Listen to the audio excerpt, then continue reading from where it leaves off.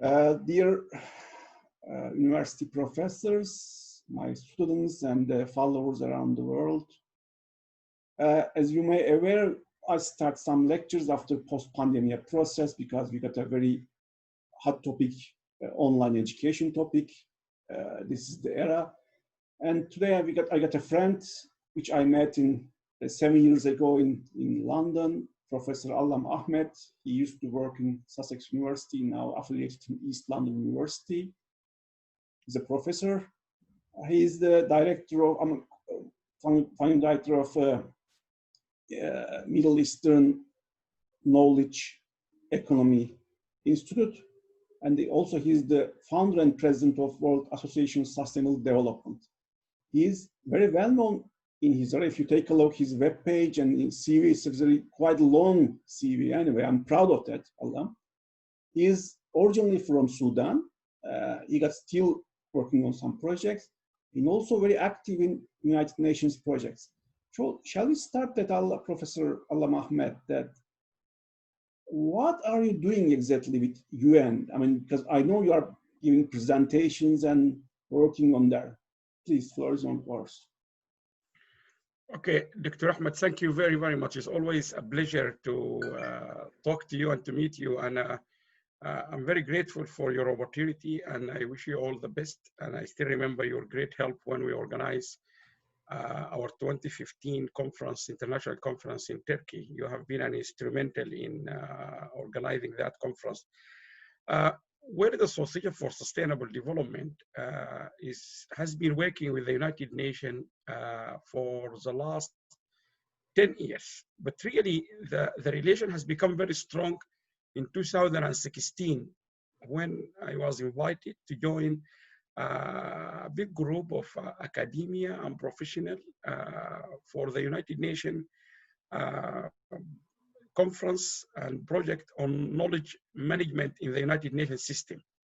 So we went to Geneva and I met Dr. Petru Dimitriou, who is an inspector at the Joint Inspection Unit, which is the unit at the United Nations in Geneva, which oversee all the work and audit all the work implemented by the United Nations 28 agencies. You know, the United Nations, they got 28 agencies. So that was the first concrete start with the Joint Inspection Unit in 2016-17. And then in 2017, that year later, we invited Dr. Petru Dimitriou, the inspector of the United Nations, to also reciprocally, he also attended our conference. So I went to their conference in Geneva and they came to our conference in Bahrain. And that's where they launched their knowledge management initiative and report in the Middle East.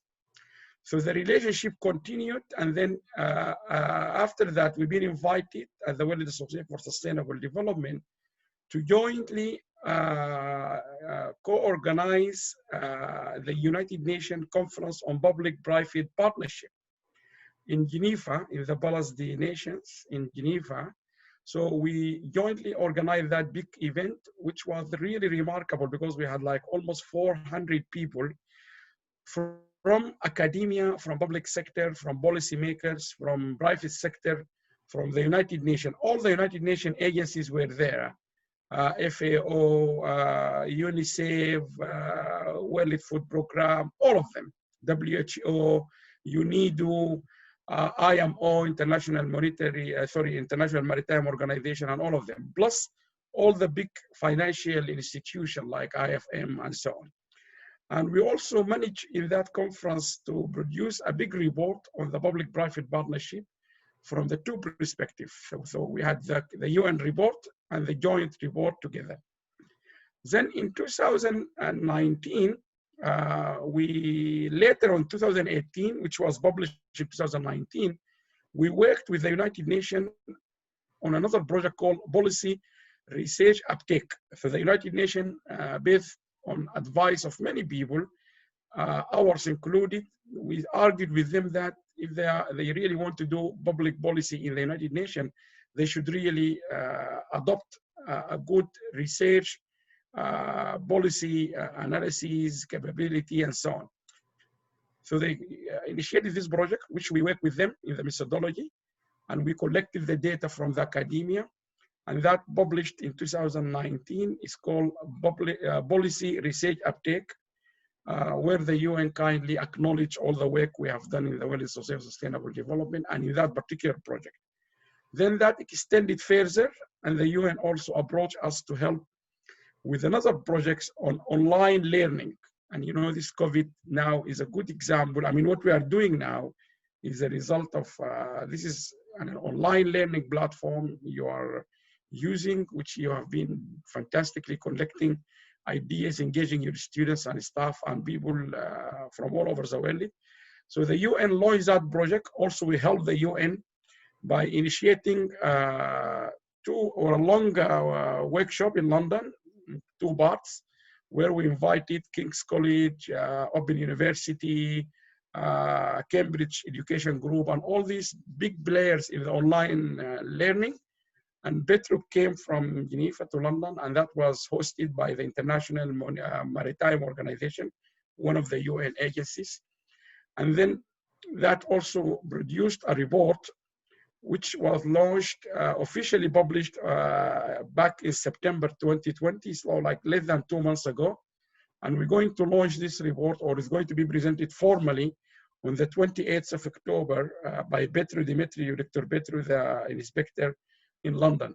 So the UN, I mean, this is just more of a historical summary of the last at least 4 years. But the UN, when they contacted us and they are very keen on what we're doing, they said we are very much connected in the Middle East and Africa. So WASD is really well connected in Africa, in Sudan, Egypt, Libya, Morocco, Tunisia, Nigeria, South Africa, Ghana, Uganda. We are very well connected with all institutions in Africa. Plus, the Middle Eastern Knowledge Economy Institute, which we founded in 2012, is connecting all countries in the Middle East, Saudi Arabia, United Arab Emirates, Kuwait, Turkey. We are engaged with many people in also in North Africa. So they are very keen, the United Nations is to reach all these countries. So the North Africa, Middle East, and Africa. And they found WASD is well suited to work with them.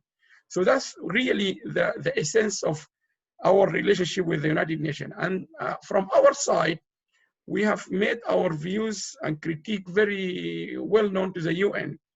We told them as an academic or as an organization, what do you think of the UN? We told them about what we think the UN shortcomings in not connecting these countries. We really want the voices of African and Middle Eastern and North African countries to be heard in the UN.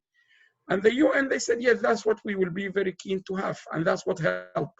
So we managed in all this engagement to bring people from all these countries, from Tunisia, from Nigeria, South Africa, from Bahrain, from Saudi Arabia, from Sudan, Egypt.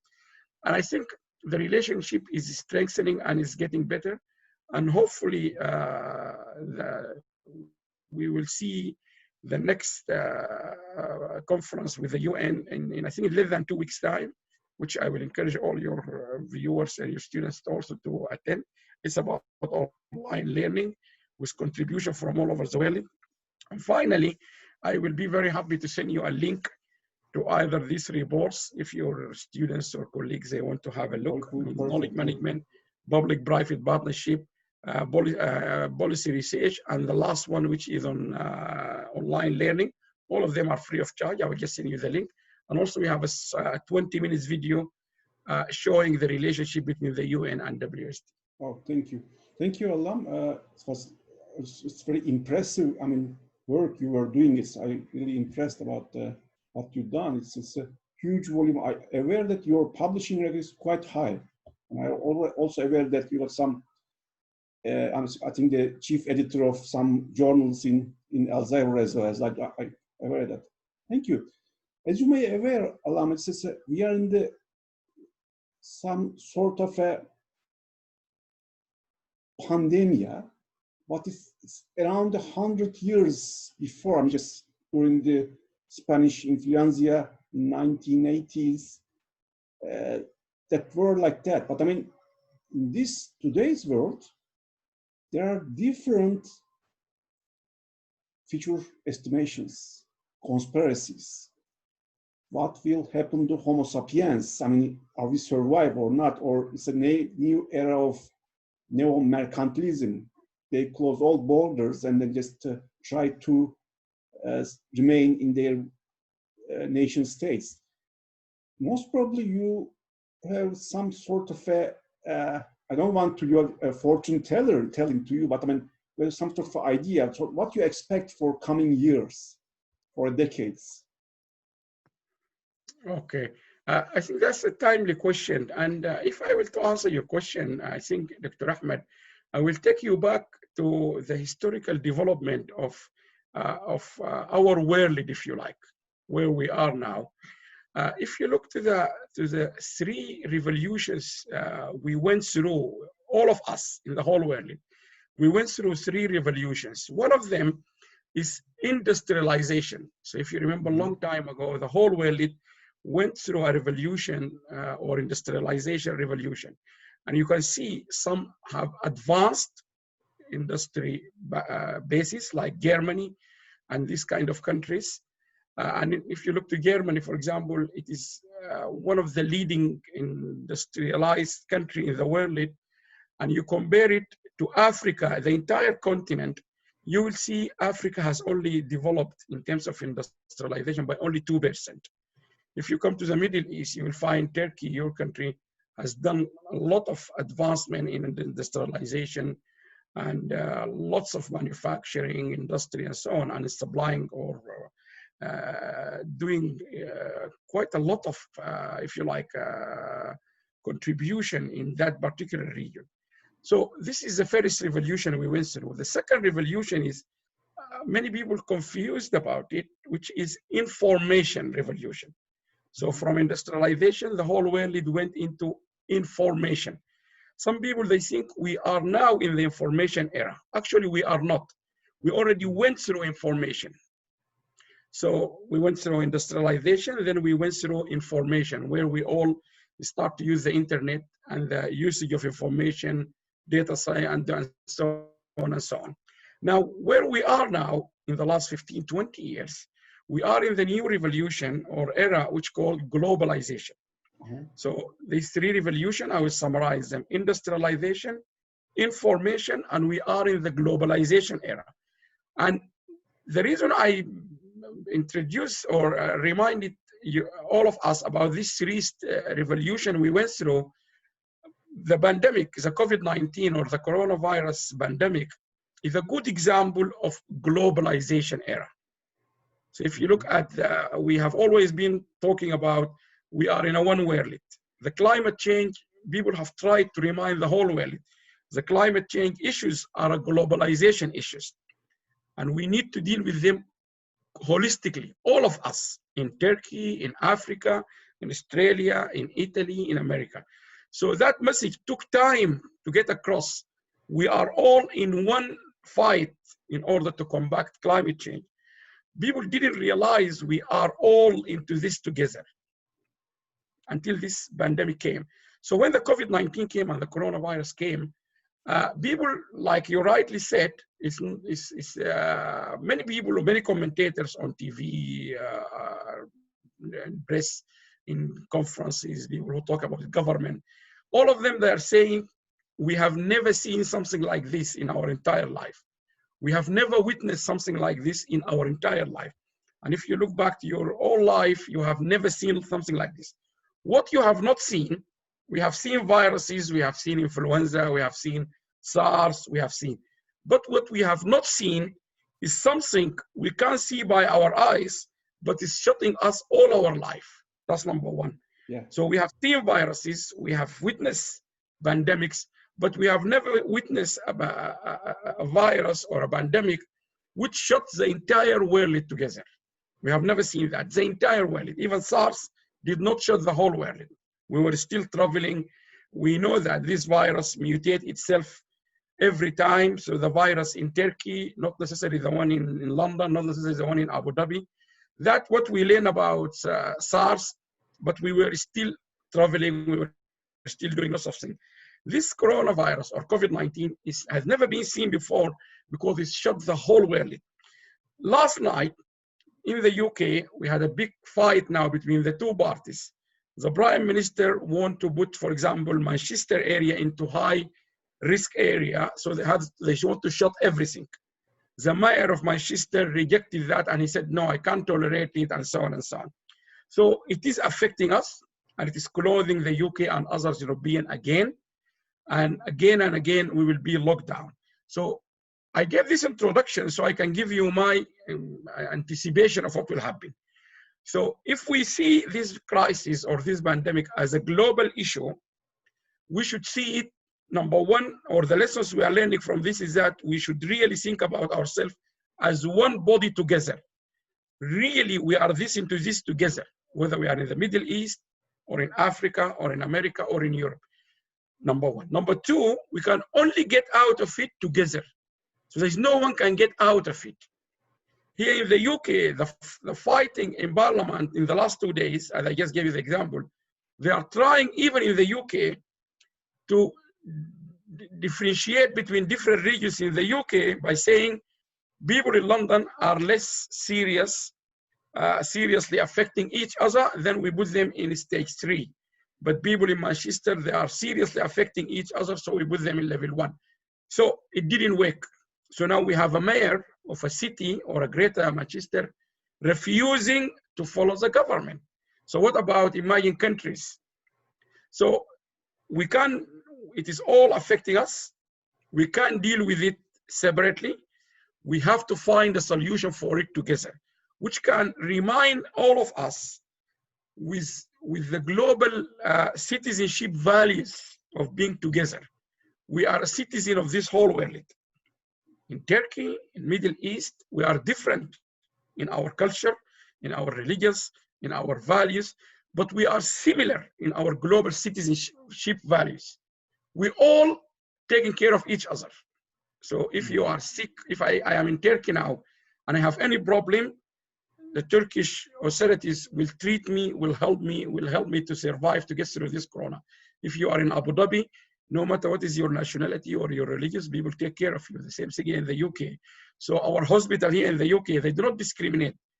Are you a citizen? You are not a citizen. You are a student, or you are American, or you are African. Everyone now is helping everyone. So that's number one. Number two, if we take that into economy and business and trade, we need to go to the basic international business theories and of corporate advantage, absolute advantage. What does absolute advantage is saying? When I studied this and I was teaching this in international business, it's very simple theoretical concept. It says each country is very good in producing or doing something better than others. It's very basic. So Brazilians or Brazilian farmers are the best in producing coffee. So that doesn't mean I have to kill myself in Saudi Arabia or in Africa to produce coffee to compete with the Brazilian. Why am I competing with them? They are the best. They will continue to be the best coffee producers. Pakistan is one of the best countries in the production of rice. In Europe, we cannot produce cotton. Our land, our, if you like, natural resources, heritage, that has nothing to do with the production of cotton. Countries like Egypt, like Sri Lanka and others, America, they produce cotton. So oil is available in certain countries, is not available. So what we need to do, we need to actually help each country to if you like, to play to its strengths. Mm-hmm. If the Brazilians are very good in coffee, we should help them. If the Ethiopians are very good in coffee, we should help them. If the Egyptians are very good in cotton, let's help them. And so on and so forth. What does that mean? We need to avoid the political polarization of the world. If we go back to basics, we could all survive this. We could all live in harmony. Abu Dhabi is very rich in oil, excellent. They are doing very well in innovation, in customer service. That's why their airline is very good. Turkish airline is spreading all over Africa. Somehow, the Turkish airline, I keep saying to my students, Turkish airline has managed, for example, because I know you are in Turkey now, let me use the example I always use. It's an airline. They use their brain to somehow or another satisfy customers of all types. Yeah. If I am flying with business class with Turkish, say to Egypt, it will be half the price if I fly with the business class of, say, Emirates. If I fly economy with Turkish Airlines to South Africa, for example, it will be competitive price with South African airline. But I'm getting a good service, comparatively satisfying me. Emirates, they went high end. They managed to get people the privilege, the luxury of business class, and so on. So we should really let each country, if you like, display its strengths. We should help the Sri Lankans. They are very good in the production of many things, including cotton. Bangladesh, they produce cotton and they have a very cheap labor force. Most of the product and services in London now, in Marks Spencer, in John Lewis, most of them, you buy them made in Bangladesh. We should really support that, not exploit the cheap labor in Bangladesh. No, we should support the Bangladesh, which is a very poor country, by helping them improve their industrialization base, helping them have decent life. We should not go to Bangladesh to exploit their poverty or their children. No, we should go to Bangladesh because they have cheap labor force. We can educate the kids, get those who are working, we can get them. We can build proper factory where we will give to Bangladesh a better deal of what they're doing. We should work with all these countries. South Africa, they are very good in steel production. That's why Toyota went all the way to South Africa to produce steel. Thailand, Toyota is producing its car in Thailand. So I think this is a reminder. So what will happen, I think there will be 3 or 4 types of, just to summarize my answer here. There will be countries, policymakers and academia like yourself, who will really understand the global citizenship approach, and that will be displayed in their teaching, in their policy, in their governments. And there will be the second one, which is still they think they are the best, they don't need others, but they realize they still have to step down and give space for others. So imagine America, they will say, oh, I am the best in the whole world. I don't need others. No, now they learn they need others. Now they know. If you remember Trump, at some point, he opened up recruitment for all doctors from all over the world to help his country because he doesn't have enough doctors. So he said, okay, let me bring some doctors from countries where they're desperate to come to America. So, but he realized he needs others. The same, like in the UK, for example. Yes, we have left, although it's still yet completely, but we have left the European Union. But we know we need the European Union in fighting terrorism, money laundering, safety, education. We are one culture. Europeans are still Europeans, and so on and so forth. If you come to Turkey, it came into the discussion. I was watching via Newsnight. Turkey has a critical role to play in stopping this flood of migrants coming through to Europe because it is a first point, it is a border with Syria, and so on and so on. So we really, this pandemic reminded us that we should really take that approach. The third group of people who, and I call them ignorant, they're just living, they don't care. Like I have watched this, even in the UK, we have them. They don't put the mask, they don't listen. Yesterday, I was watching on the TV, some students at universities in Manchester, they said they don't care. They go out, they don't put the mask. So we're still going to have this group. And the reason I gave, unfortunately, my own country's example, Manchester, because I want to tell people it's not about developing countries. This issue is really everywhere. And I think just finally, like one spiritual leader here, I was listening to him, he did very well, Coach Babikir. He said, it's also a reminder, something we cannot see by our eyes is stopping unlocking all our life, which gives us a reminder to also think about war, conflict, terrorism. We can't just keep going and bombarding countries. Yes, we have bombs. That doesn't mean go and bomb countries. Destruction is no need anywhere. No need of destruction. The last thing you should really think of going and destroying a country or something. because these countries, these buildings are buildings. Maybe they have been misused by any government. This is what I keep trying to say in developing countries or in Africa or in Middle East. Those buildings you are destroying, they were used or misused by other people. That doesn't mean the buildings are wrong. You can't build them again. It's very expensive. A hospital, if you destroy a hospital in any of these countries, conflict zone, it's so expensive to build that hospital. That picture of your back, Dr. Ahmed, I think is your university. Yeah. It's so expensive to building, yeah. It's so expensive to build this again. This is a message I think this pandemic should also bring. So I think we will see a different world evolving. And I think everyone start to learn the lesson now. People are really start to fed up with this lockdown, the psychological, the mental health. Many families on TV have seen them, not just in BBC. They said, yeah, I can't just keep locking my kids here in this house. So I think we will see a different world. We will see a different approach and perspective to international business. We will see a different approach to peace and security. We will see a different approach to immigration and immigrants. You have seen the camp being put on fire on Greece just last 2 weeks, 3-4 days. It doesn't matter who started that fire, local citizen or the immigrant themselves or whoever it is. Local citizens, they have the right to have a nice island, enjoyable island. Why do you bombard them with refugees? Again, refugees are also have nowhere to go. So this can bring us, we need to solve these problems. We can't just leave it on countries. The same thing happened in Syria, in Iraq, in Yemen, in Sudan, in all these countries. So I think that's how we see it. I think it's a reminder to everyone, and many will be wise enough to take lessons from it to live for the future. Because now, even if you clean your country, you cannot go and enjoy a nice holiday in Turkey if Turkey still have the virus. Yeah. You can't go and enjoy a nice holiday in St. Lucia if St. Lucia still have the virus. You can't go to Tunisia. You can't go to Brisbane. So it is affecting everyone.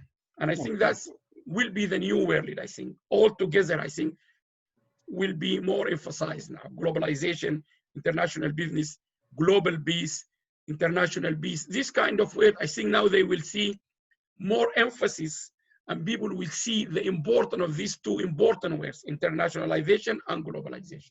Okay, thank you very much, Allam. Just to summarize, I think you have a new interpretation of comparative advantages theory, where you British people in Adam Smith and David Ricardo just found on the pillars of this theory ages ago. It's interesting. Rather than neo-mercantilism, you expect sort of a new wave of globalization. That's your expectations, and this is a new form. It will be more human-oriented. Thank you very much, Allam. And then, as I aware that you are a couple of times, I had a chance to see you in TRT World programs. I think they are inviting you in some sort of, because you are very well known in this arena. It's really a wish to see you again in TRT World. I'm keen on that. Thank you very much. And greetings from Turkey. Thank you very much, Dr. Ahmed. And it has always been a pleasure. And I like the TRT. They invited me a couple of times when I was in London. And they really have a good production. Really, I like them. And their TV is really quite, I can't see it. Most of some TVs you find them biased, but I think that TRT is quite global and neutral in a way. It allows you to express really different views, which I have seen. So hopefully next time after this COVID, we will come to Turkey and see you face to face, Dr. Ahmed. Thank you very much. Thank you.